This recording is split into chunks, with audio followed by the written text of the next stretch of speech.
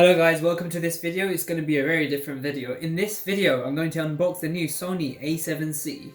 Now, why did I buy this camera? Well, there's many reasons why I bought this camera. I was originally going to buy the Sony A7 III because before that I have always had a full frame digital SLR, and this is the Canon 5D Mark II. I've had the Mark III as well, and these shoot amazing videos because they are full frame, which means that their sensor is a 35mm size. So with a full frame sensor, you're getting a much bigger sensor which takes up more light, a much bigger sensor which can actually take in more light, and light is everything to do with photography. Even the name photography, photo meaning light, so light is everything. The bigger the sensor, the more light you can capture. The bigger the sensor, the more expensive it is as well.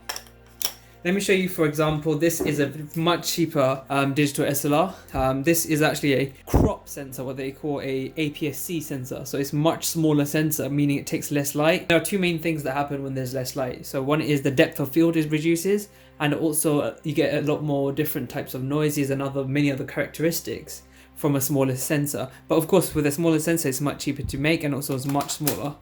We can actually see the size difference between a full frame digital SLR versus a APS-C crop sensor. So however, the reason why I did buy the A7C instead of the A7 III is one thing is to do with the size, also to the fact that this actually has quite a few benefits over the A7 III, which I will explain later. But anyway, one of the main reasons why you'd buy a full frame camera because of the picture quality, and this is so small. Okay, just for reference, this is the 5D Mark II, which is a full frame, really old now. This is about 13 years old. This is the full size of it. So now I'm going to actually do the unboxing.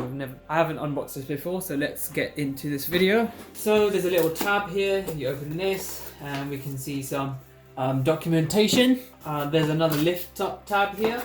We can see a little lanyard / neck cover, neck strap for holding the camera.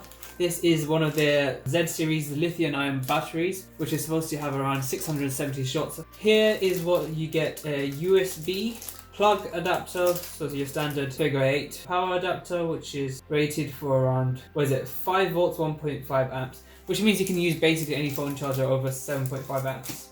Also, what we have is a standard figure 8 cable that comes with like your PS2, your PS3s, anything lower than 150 or so watts. And here we go, guys. This is the pièce de résistance, or however you say that. This is the actual camera body. We'll put that to the side for now. And they've also included, I think, a USB Type-C and a USB 3.0 at least cable. I've got lots of these, so I'll just put them to the side. And this is what we have, the Sony A7C, and I can already tell you that it's very, very, very light. And oh my god, this thing is tiny. Like, look at this. This thing is tiny, and it has a full frame sensor.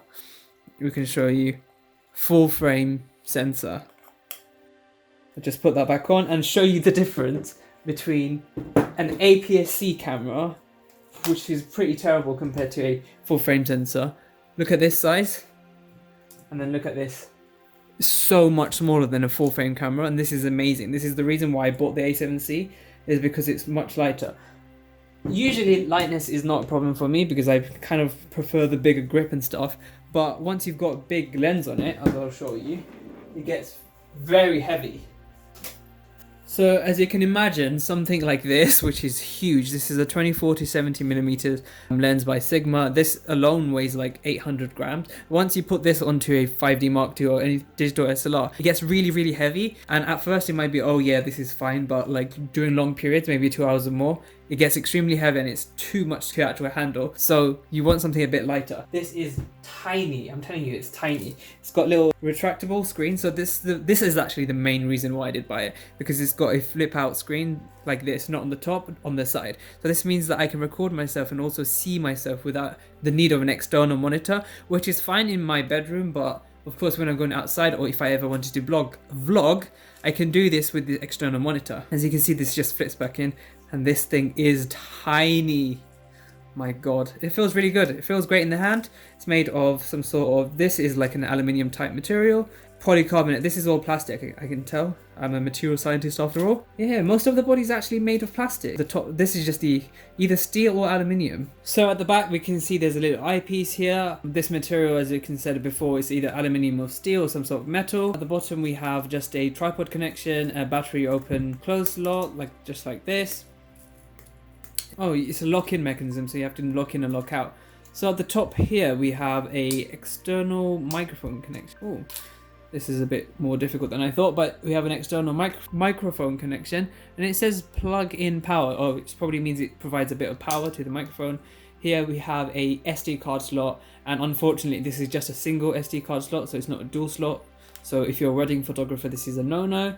Micro HDMI, USB-C, and a headphone out for monitoring your audio, which could be quite useful for some people, as this is a lock-in lock-out mechanism. And yeah, pretty much it also has the digital hot shoe, if I can take that apart. I'm not going to bother to because I'm not sure. This has a digital hot shoe where you can attach the new Sony microphones, which go straight through the hot shoe. But yeah, I'm going to be checking this camera out. If you want me to, let me know if you want me to see a full review on this camera, because of course I'm going to do a lot of photography and videography on this, and hopefully one day I can upgrade from this. So initially I was thinking about buying into Sony, and I was thinking about either buying this Sony A7R4, which is like 60 megapixels, and I decided no, because first of all, I don't need that many megapixels, and even if I wanted that many megapixels, it will just be too much. Like each file was over 130 megabytes in size in the raw format, so that was a bit too much. And also I would have bought it, wouldn't worry too much about the file sizes, but then it can't record 4K without a crop, which means it's always a bit zoomed in. So if you have a wide angle lens, it kind of renders it useless.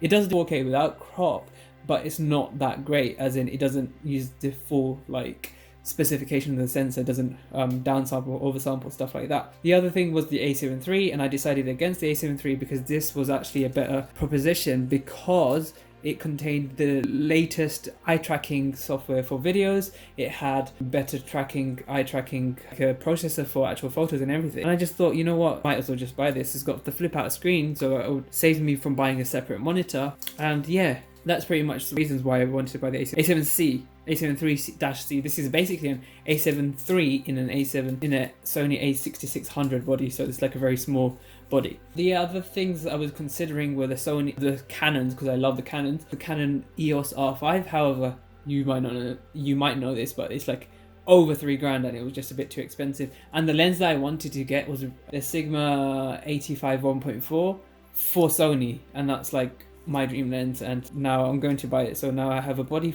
to keep that on. I'm going to be putting the links of this camera from Amazon because I think they do a really good price, and anything that I think might be quite interesting for you. But yeah, if you're a YouTuber or you're just someone that's looking for a compact camera that contains a full frame sensor and has the full frame image, then I would highly recommend this camera. It's got the latest software, and it's got all the eye tracking features, and it's got a nice tiltable screen that comes out and lets you record stuff. Anyway guys, this is a bit of a rambly video, but I hope you enjoyed it. If you do want me to make a full review on this, let me know. If you found it useful, let me know. Subscribe if you want more videos like this. But this is just a bonus video, not really my type of video that I've done before.